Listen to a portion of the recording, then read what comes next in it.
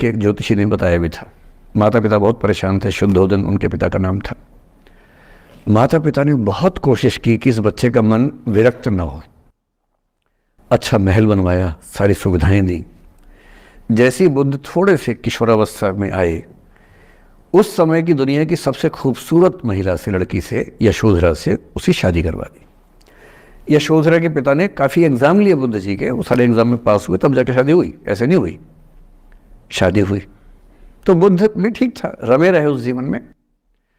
बेटा हुआ उनका राहुल। अब बुद्ध की विरक्ति का भाव बढ़ता जा रहा था। 29 साल की उम्र के आसपास ऐसा हुआ कि उन्होंने एक मृत व्यक्ति को देख लिया, एक बूढ़े को देखा, एक भिखारी को देखा, एक बीमार को देखा, विरक्त हो गए और उनका मन हुआ घर छोड़ दूं, ज्ञान की खोज में चला जाऊं। अब ज्ञान की खोज में जाएं, उनको पता है कि भाई मेरी पत्नी भी है, मेरा बेटा भी है, राज्य भी है, कैसे छोड़ दूं? छोड़ना जरूरी है। अंदर की आवाज है कि छोड़ो, तुम इस चीज के लिए नहीं बने हो, तुम्हारा स्वधर्म कुछ और है। बाहर की जिम्मेदारी है कि छोड़ नहीं सकते। मैं अनुमान करता हूं कि बुद्ध ने शायद अपने पिताजी से कहा हो कभी कि पिताजी मैं बहुत परेशान हूं, छोड़ना चाहता हूं। तो पिता ने समझा बुझा के मना किया होगा कि बेटा शोभा नहीं देता, ऐसा मत करो।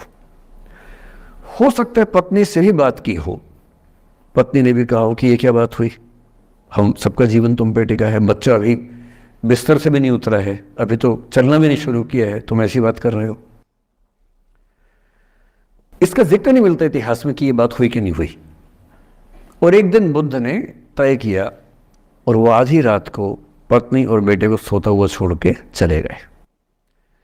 इसको बौद्ध परंपरा में महाभिनिष्क्रमण कहते हैं, बुद्ध का अपने घर से निकल जाना। अब बुद्ध चले गए, लेकिन मैत्री शरण गुप्त यशोधरा के पर्सपेक्टिव से बुद्ध को देख रहे हैं। यशोधरा बहुत परेशान है, भाई पति चला गया है, बच्चे का पिता चला गया, मजाक छोड़ना है। राजा परेशान है कि उनका उत्तराधिकारी चला गया है।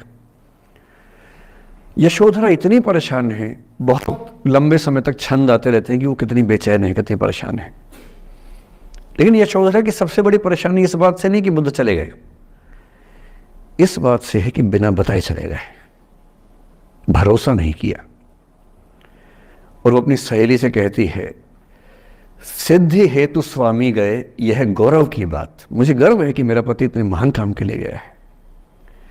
सिद्धि हेतु स्वामी गए, यह गौरव की बात, पर चोरी चोरी गए, यही बड़ा व्याघात। सखी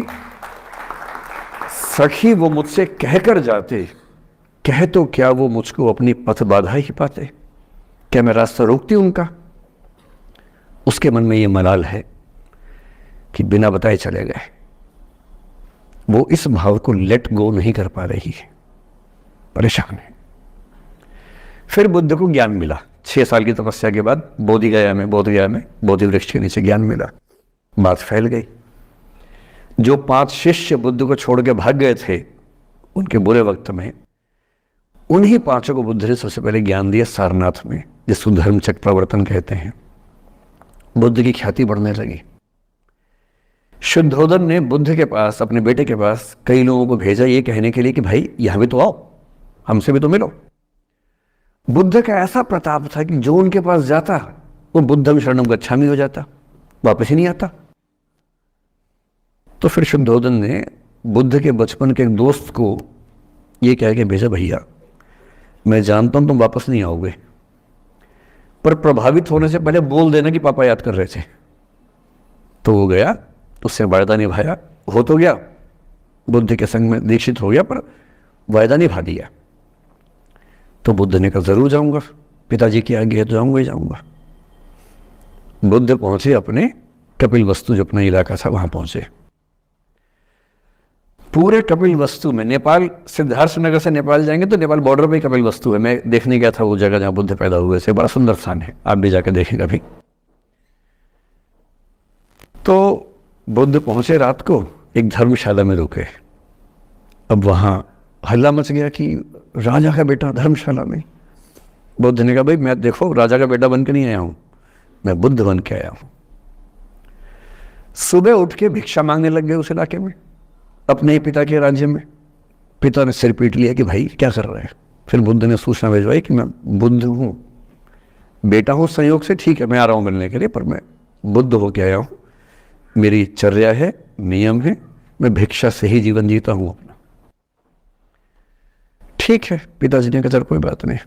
फिर बुद्ध गए पिता से मिलने, पिता से मिले, सबसे मिले, भरी सभा में, लेकिन यशोधरा नहीं आई मिलने के लिए, लेट गो नहीं कर पा रहे थे। उसके मन में दर्द था, छुप के क्यों गया, बता के जाता। बुद्ध ने पूछा पिता से कि यशोधरा कहाँ है, तो बोले कि वो कह रही है कि अगर बुद्ध मिलना चाहेंगे तो खुद ही मिलने आएंगे मुझसे, मैं क्यों जाऊंगी भाई, आत्मसम्मान भी तो कोई चीज़ है, मैं क्यों मिलने जाऊंगी। तो बुद्ध मिलने गए। सोचिए कमरे में यशोधरा बैठी है, राहुल साथ में है। अब राहुल थोड़ा सा बड़ा हो गया है, 6-7 साल का है। बुद्ध गए हैं। अब आपके मन में आ रहा है कि बुद्ध वहां जाके बोलेंगे सॉरी मैंने गलत किया, I hurt you, I really feel sorry. Buddha है वो, बुद्ध वहां जाके क्या बोल रहे पता है, भिक्षाम देहि, भिक्षा दो। और यशोधरा कितनी महान महिला रही होगी, उसने अपने बेटे का हाथ बाप के हाथ में दे दिया। लेट गो का इससे महान उदाहरण दुनिया के इतिहास में नहीं है कि चलो आखिर तुमने आके झुक के कुछ मांगा तो सही। उसकी जितनी ईगो थी, अहंकार था, सब विगलित हो गया। और जो औरत परेशान थी कि मुझसे बिना बताया गया, उसने अपने बेटे को दे दिया कि इसको लेके जाओ, क्योंकि मैं जानती हूं कि तुम महान काम कर रहे हो, और तुम महान काम कर रहे हो तो मैं क्यों बीच में आऊंगी भाई। मेरा पति महान काम कर रहा है तो मुझे खुशी होनी चाहिए, और तुम्हारी उस खुशी में मैं क्यों पीछे हटूं। बस मुझे भरोसे में लेके जाते तो और खुश होती। ऐसी दूसरी कहानी राधा जी की है।